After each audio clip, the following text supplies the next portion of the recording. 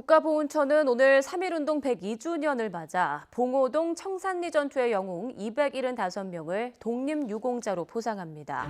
1919년 2월 1일 만주 지린에서 독립운동가들이 대한독립선언서를 발표한다. 1919년 2월 8일 일본 유학생들이 도쿄에서 독립선언을 한다. 대한독립선언서와 28 독립선언은 3.1운동과 대한민국 임시정부 수립으로 이어진다. 뉴스멘터리 전쟁과 사람에서는 한민족의 자주독립 의지를 세계에 알린 3.1운동은 어떻게 시작됐고 역사적 의미는 무엇인지 알아본다. 전쟁 없는 세상을 꿈꾸기에 전쟁을 연구합니다. 뉴스멘터리 전쟁과 사람 진행을 맡은 허준입니다. 안녕하세요. 강유지입니다. 3월 1일에 YTN2가 개국을 했습니다. 그런데 3월 1일 하면 잊을 수 없는 날이잖아요. 이날 이후로 전국 방방곡곡에 만세 소리가 들렸던 그 역사요. 네, 마치 그날의 만세 함성 소리가 들리는 것 같은데요. 그래서인지 3월 1일이 되면 뭔가 더 마음이 뭉클하고 또 뜨거워지는 것 같습니다. 그래서 오늘 저희 유자원사는 일제에 빼앗긴 국권을 되찾고 독립을 외친 3.1운동에 대한 얘기를 나눠보려고 하는데요. 먼저 임용환 소장님, 태상호 기자님 모셔보겠습니다. 안녕하세요. 안녕하세요.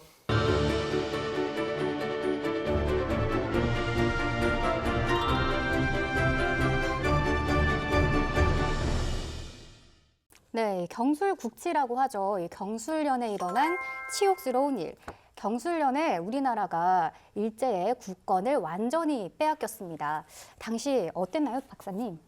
네, 일본은 1905년 을사보호조약을 시작으로 외교권을 박탈하고 군대를 해산하고 의병항쟁을 진압합니다. 근데 이제 우리가 힘이 없어서 참 나라를 뺏기긴 했지만 네. 그래도 이게 1910년에 8월 16일에 통감 데라우찌가 비밀리에 이제 총독이었던 총리 대신이었던 이완용과의 협상을 준비를 하죠. 네. 그래서 8월 22일에 합병조약이 비밀리에 승인이 됩니다. 이렇게 됨으로써 우리나라는 36년간의 일제강점기를 맞이하게 됩니다.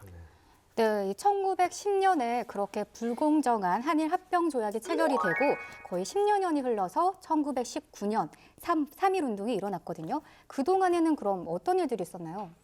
근데 이제 우리가 아무리 조약을 맺었다고 하더라도 우리 국민들은 우리나라가 또 오랫동안 독립국가로 살아왔고 네. 당연히 우리는 독립해야 된다라는 의지는 분명했습니다. 그렇죠. 또 의병항쟁이 진압되었다고 하지만 실제로 많은 분들이 이제 만주나 간도로 망명을 해서 해외에서 이제 무력 항쟁을 할 준비를 하고 있었어요. 네. 네. 일본도 이것을 잘 알고 있었고 따라서 일본 입장에서는 더더욱이 이제 조선을 힘으로 통치해야 된다. 그래서 강압적인 체제를 준비하게 되죠. 그래서 이걸 우리가 역사에서 무단 통치기라고 합니다. 그래서 일본은 무단 통치를 위해서 조선 총독부를 설치를 하고요. 총독은 육군이나 해군 대장급만 임명이 가능하게 하죠. 네. 한국에 군대를 주둔시켰고요. 네. 헌병 경찰 제도라고 불리는 일반 경찰 제도보다 더 강압적인 네. 경찰 제도를 그렇죠. 운영을 하죠. 어느 정도였냐면 일반 경찰도 그렇지만 헌병은 즉결 처분권을 가지고 있었어요. 참. 그래서 재판 없이 구금, 벌금, 구류, 심지어 퇴형까지 가능했습니다. 근데 이때 당시가 우리에게도 빼앗긴 정말 힘든 시기였지만 세계도 전쟁의 몸살을 앓고 있는 1차 대전이 벌어지고 있던 때죠. 우리나라에서 토지조사 사업과 그 무단 통치가 시행되던 때에 유럽에서는 1914년부터 18년까지 제3개 1차 세계대전이 벌어집니다. 네. 당시 1차 세계대전은 어떤 제국주의 간의 식민지 경쟁 때문에 벌어진 전쟁이었다는 건 그들도 잘 알고 있는데 네. 이것이 실제로 국가 내부에서는 사회혁명으로까지 발전하니까 많은 나라들이 야 이건 안 되겠다. 뭔가 이 전쟁을 막는 뭔가 조약이나 방법을 찾아야겠다. 네. 그래서 이때 나왔던 게 당시 미국 대통령 우드로 윌슨이 1918년 1월 8일에 미국 국회의사당에서 전후 처리를 위한 이제 연설을 하게 됩니다. 이건 이제 아직 1차 대전이 안 끝나고 종전을 향해 가던 때인데 14개조의 평화 원칙을 발표하는데 이게 이제 이날은 민족 자결이라는 단어를 사용하지는 않았지만 이제 이 뒤로 몇 번의 연설을 통해서 식민지 문제를 해결하는 방법으로 민족 자결주의라는 원칙이 대두하게 되죠. 한 민족이 국제 회의나 적대국 사이의 합의에 의해서 한 통치자에서 다른 통치자로 양도될 수 없다. 즉 그 민족의 뜻과 무관하게 테이블에서 네. 이게 왔다 갔다 할 수 없다. 민족적 열망은 존중되어야 한다. 민족은 그들 자신의 동의에 의해서만 통치될 수 있다. 이게 이제 민족 자결이죠. 그러니까 해석하는 사람의 입장에 따라서 이게 해석이 달라지는 내용인데, 네. 근데 이거 해석을 강대국이 그리고 식민지를 가지고 있는 국가가 해석하면 이거 소수 약한 민족은 이거 이기기가 쉽지 않겠다라는 생각도 좀 들어요. 그럼에도 불구하고 어쨌든 이런 원칙이 천명이 되니까 세계에 있는 수많은 식민지 국가들에게서는 굉장히 하나의 새로운 원칙, 새 시대를 이끌어가는 어떤 방법론으로 이제 받아들이게 됩니다. 네. 이 당연히 식민지였던 이 조선 그러니까 한국에도 큰 반향을 일으켰죠. 네. 그래서 이 그때 당시에 몇몇 분들이 하신 말씀이 있어요. 그 말씀을 좀 전달을 해드리겠어요. 미국 대통령이 주장한 민족 자결은 우리의 피를 끓게 하는 주장이며 2천만의 생명을 상실한 이번 유럽 전쟁 그리고 민족 자결의 제의로 세계가 새롭게 될 것으로 생각했다. 천도교 독립 만세 운동을 주도한 송병희 선생이 법정에서 진술하신 내용이고요. 또 다른 이야기는 이 소식을 듣고 국내외에서는 독립운동의 수도 공론이 돌았다. 도처에서 비밀 운동이 시작됐다. 현상윤 선생님이 하신 말씀. 네, 그리고 이제 여기에 정말 구체화됐던 게 1919년 1월에 프랑스 파리에서 열리기로 했던 파리 강화회의죠. 1919년 1월에 벌어진 것으로 이제 파리 평화회의라고 하는데 간단히 말하면 이제 1차 세계 대전 후에 종전의 세계 질서를 재편하기 위해서 모인 것이죠. 예, 파리 강화 회의에서 한국의 독립 문제를 알리고자 노력을 많이 했습니다. 독립운동가들은 한국의 대표로 외국어에 유능한 김규식 선생을 선발을 했고요. 이외에도 파리 강화 회의에 대표를 보내서 이 독립을 호소하자라는 움직임이 여기저기서 벌어졌죠. 윌슨 미국 대통령의 민족 자결주의 선언과 고종의 갑작스러운 서거는 항일 감정을 더욱 격화시킨다. 1919년 3월 1일 독립을 외치는 만세운동은 전국으로 퍼진다. 일제 강압적 진압에 많은 독립운동가가 체포되지만 독립의 의지는 꺾지 못한다. 최초 시민 주도로 이루어진 3.1운동은 대한민국 임시정부 수립의 계기가 된다. 네, 윌슨의 민족 자결주의와 고종의 죽음까지 이렇게 여러 가지 영향과 또 민중의 자발적 참여가 모여서 3.1 운동이 일어납니다. 제가 기사를 찾아보니까 3월 1일 이전에도 독립선언 발표가 있었더라고요. 이게 어떻게 된 건가요? 예, 1910년에 국권을 잃은 뒤에 우리 민족이 했던 첫 번째 독립선언은 1919년 2월 1일에 발표된 대한독립선언서입니다. 네. 만주와 중국 본토, 연해주와 미주에서 활동하던 독립운동 지도자 39명의 명의로 중국 지린성에서 발표를 했습니다. 이후에 이게 기폭제가 돼서 2.28 독립선언 그리고 3.1 독립만세 운동이 됩니다. 네. 그러면 국민들에게도 이 열정이 지금 많이 전이가 되어 있었던 상태죠? 그럼요. 예, 무호 독립선언서 다음으로 일본 유학생들의 2.28 독립선언이 선포가 되죠. 네, 이제 구체적인 내용을 보면은 2월 8일에 유학생 학우회 임원 선거를 위한 총회를 한다라고 공지를 하고 오후 3시에 조선기독교 청년회관에서 200명의 학생이 참석을 합니다. 우리 때는 이제 시험 문제 내용 오후 3시로 꼭 적어야 되는. 네, 백관수가 단위에 올라가서 독립선언서를 낭독했습니다. 우리는 2천만 민족을 대표해서 세계 만국 앞에 독립을 선언한다. 이 소식을 그래서 손병희가 듣고 젊은이들이 저렇게 하는데 우리가 어떻게 가만히 있겠느냐. 그래서 천도교도 걸기를 결정을 합니다. 천도교와 기독교가 합작을 하고 여기에 또 불교 인사들도 참여를 해요. 또한 이 종교계 인사들과는 별도로 교육계, 그러니까 대학교 학생단, 중등학교까지 조직을 확대를 해서 그야말로 교계와 이 학교가 모여서 이제 3.1 운동의 어떤 중심축이 결성이 되는 거예요. 그렇게 이제 3.1 운동 시작만 남은 건가요? 그렇죠. 이제 여기서 유명한 사건이 터지는데 원래는 이제 파고다 공원에 모여서 낭독하기로 했는데 이게 종교계 인사들, 소위 말하는 민족 대표 33인과 별개로 학생 이제 학생회장 팀이 따로 준비를 해요. 네. 그래서 심지어 중고등학교까지 막 연결하려고 시도를 하는데 이렇게 되니까 이제 삼수사민들이 보니까 이게 사건이 커질 것 같은. 맞아요. 네. 그리고 이제 시위가 나가면 이게 결국 충돌이 날 것이다. 그래서 장소를 급히 바꿔서 태화관에서 이렇게 모임을 가져버립니다. 네.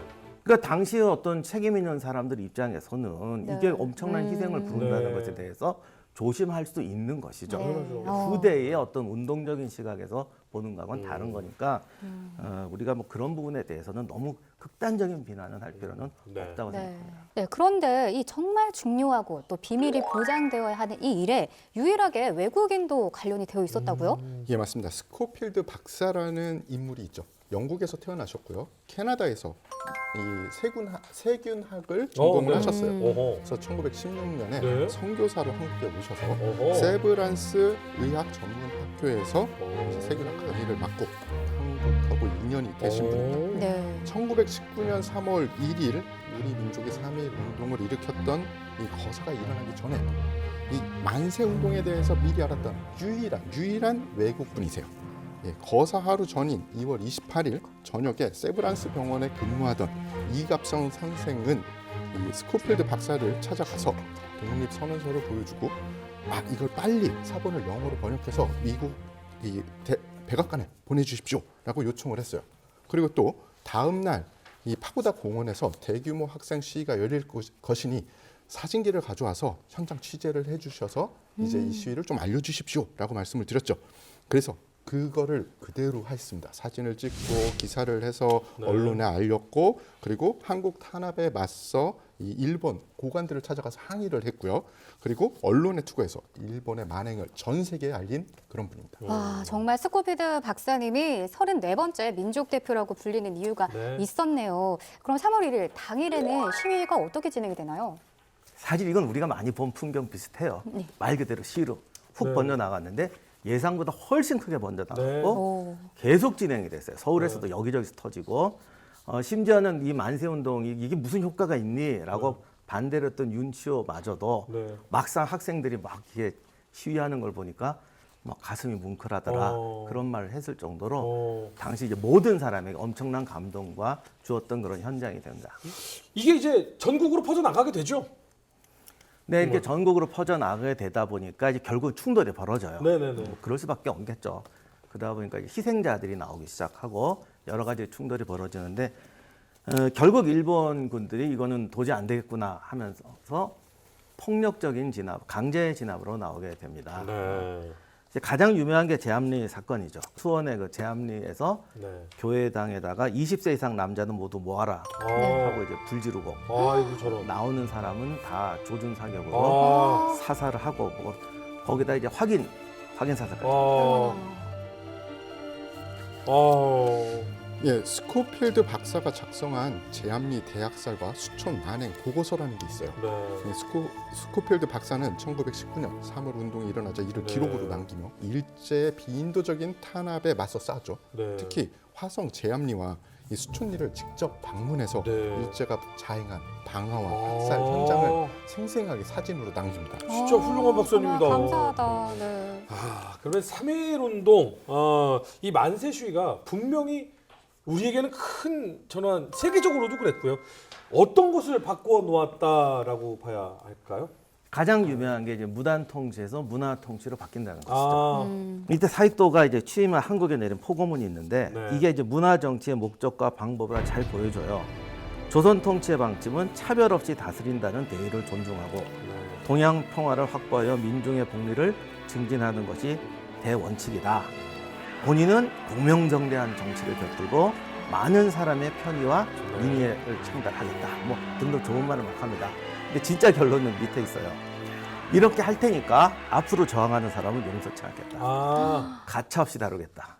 네. 강점기는 실제 무단이 기본인데 다루는 방법을 조금 바꾼 것이죠. 그러면 우리나라의 문화 정치 뭐 이렇게 얘기는 하는데 우리나라만을 위해서 이렇게 한 건 아니잖아요. 네. 그렇죠. 사실은 무단 통치가 기본이에요. 네네네. 강점기는 실제 무단이 기본인데 다루는 방법을 조금 바꾼 것이죠. 그리고 굉장히 나름대로 뭐 긍정적인 이야기도 좀 하긴 하지만은 이 문화 정치의 기본적인 방침은 분열, 그러니까 이걸 이제 분할 통치라고도 하고 하는데 원래 모든 통치의 기본이 디바이드 앤드 룰이잖아요. 분열시켜 갔습니다.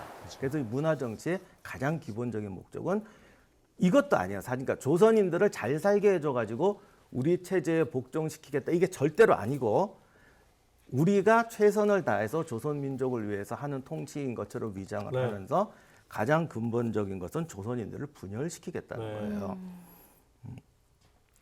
여기서 이제 그 분열의 방법이 문제인데 분열시키는데 가장 좋은 방법은 그 사회에 기본적으로 존재하는 대립 구조를 이용하는 겁니다. 우리가 전쟁사를 하면서 무수히 봤지만 식민지 독립한 나라들이 왜 지역 분쟁, 종교 분쟁, 내전 때문에 네. 지금까지도 고통받고 있는 맞아요, 거를 맞아요. 우리가 이 시간에도 여러 번 다뤘어요. 네. 네. 그게 사실은 그 제국주의 지배 기간에 더 강화되고 찢어진 거예요. 네. 근데 이제 우리나라의 경우는 사실 그 뭐 인도와 같은 어떤 종교 분차라든가 민족 차 이런 건 없거든요. 네. 그래서 총독부가 가장 주력했던 것이 보고서에 보면 유명한 글이 하나 있는데 이제 이 이후로 한국인들은 실력 양성 운동을 시작할 것이다. 그러니까 실력 양성 운동이라는 건 그 경제를 성장시키고 네. 사회를 발전시켜야 한다는 네. 건데 이거는 사실 기본적으로 세상 모든 나라가 해야 되는. 가지고 있는 다 기본적인 네. 과제고 네.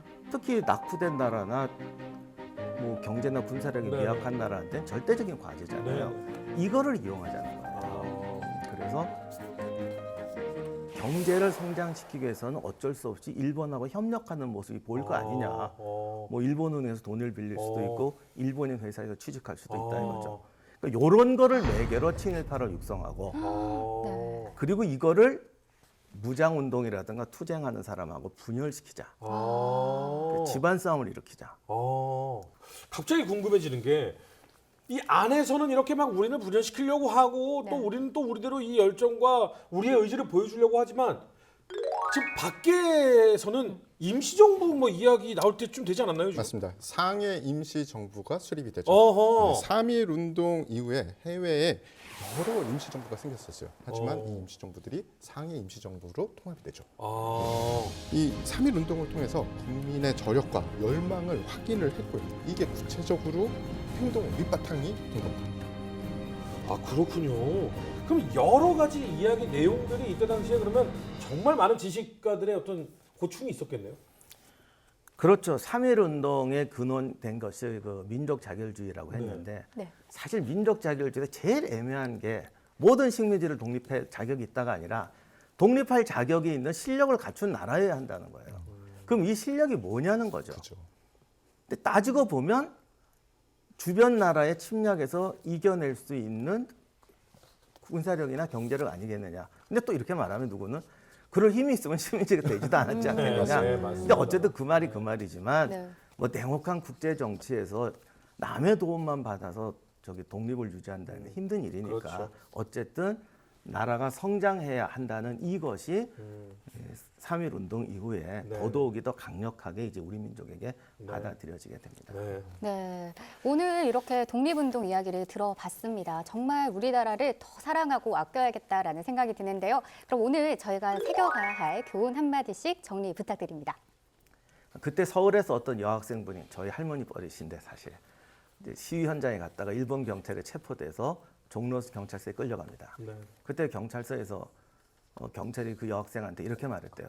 네가 독립을 원하느냐? 네. 독립을 원한다. 너희가 군대가 있느냐? 군함이 있느냐? 너희를 도와줄 나라가 있느냐? 이렇게 물었다고요. 네. 이게 오늘날 우리에게 던지는 똑같은 질문이 아닌가 싶어요. 우리를 지킬 힘이 없다면 우리를 도와줄 나라도 없고 그렇게 되면 또다시 우리도 얼마든지 다시 이런 비극을 반복할 수가 있다. 네. 종군 기자로서 분쟁 지역을 되게 여러 곳을 가봤어요.